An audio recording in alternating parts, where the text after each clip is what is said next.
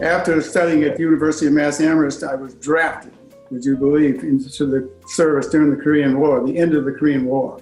Going through the basic training and all the good things that happened to you, I decided, including traffic going from New Jersey to New York, and I was tempted to go AWOL, but I said, no, that's not right. And I hung in there, and then I had to do some KP, and I said, there must be a better way, so I ended up going to OCS and becoming an officer.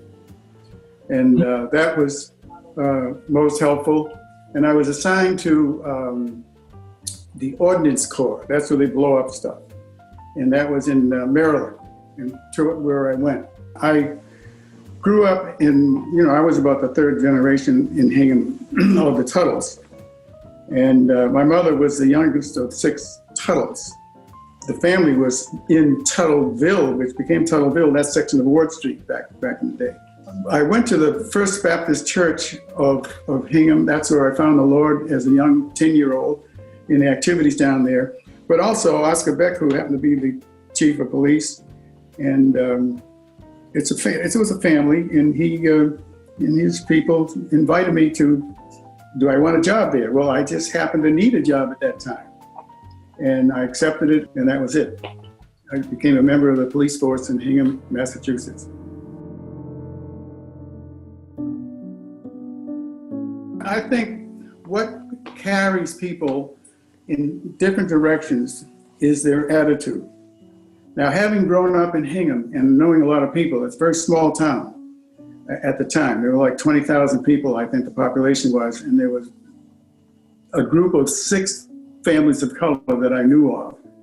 And they were the Reeds, the Freedies, the Tuttles, of course. And there was a young person named Mabel Diggs, who was a social butterfly. She just loved to, she was a club type woman. And there was a lady that lived across the street from us named Mrs. Young. And then Mrs. Kendall, who brought up her 2 grandchildren, the Roundtrees. And that was it as far as I knew. There were a couple of people who worked in domestic service in other parts of town. But when you know everybody and everybody knows you, and particularly if you're a very small minority and you're not a threat to anybody, because the threat aspect grew as the civil rights movement grew, and then you remember all of the fuss and fuss about busing and all that stuff, when all of a sudden the small minority became visible. And that's when it starts to become a, quote, threat, if you will, to those in power. And then you got the, the exposure of the systematic racism that's always there and is still there. But we weren't much aware of that. Having moved from New England, where you're busy doing things with a very positive attitude, when you come to other parts of the country, then you see just how ruthless and how terrible that racism was.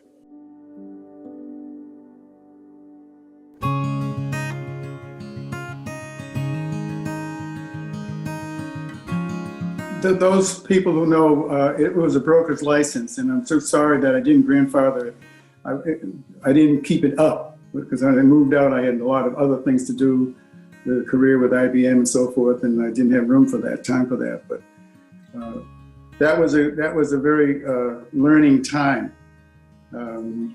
I was successful in placing a black family right behind the library in down central Hingham, the Rices.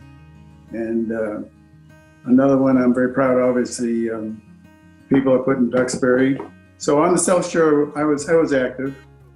That was interesting because the one thing I remember is a long listing session with a family that was moving to Hawaii from a middle-class area in Randolph, and they wanted my word that I would not sell it to a black family.